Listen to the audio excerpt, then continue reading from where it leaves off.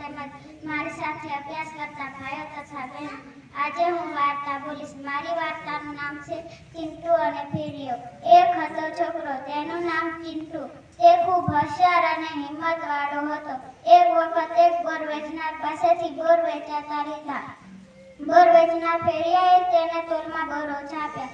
ચિંટુ બરાબર જોતો હતો, તેથી તે તેને છેતરી શકે તેમ ન હતો. ચિંટુ તરત જ કહ્યું, અરે ભાઈ, તમે મને બોર ઓછા કેમ આપ્યા? બોર વેચનારે રૂચાઈ ભર્યો અને હસતા હસતા કહ્યું, બોર ઓછા હોય તો તને લઈ જવામાં સહેલું પડે ને. આ સાંભળીને ચિંટુ ચૂપચાપ બોર લઈ લીધા. પછી તેના હાથમાં પૈસા મૂકી ચાલતી પકડી. ફેરિયાએ પૈસા ગણી જોયા. બોરની કિંમત કરતા પૈસા ઓછા હતા. બૂમ પાડી પાછો બોલાવ્યો અને કહ્યું, તે મને બોરના પૈસા ઓછા કેમ આપ્યા? પૂરા પૈસા લાવ. ચિંટુ ફટાક દઈને જવાબ આપ્યો, એ તો તને ગણવામાં સહેલું પડે ને. એમ કહી ચિંટુ હસતો હસતો ચાલ્યો ગયો.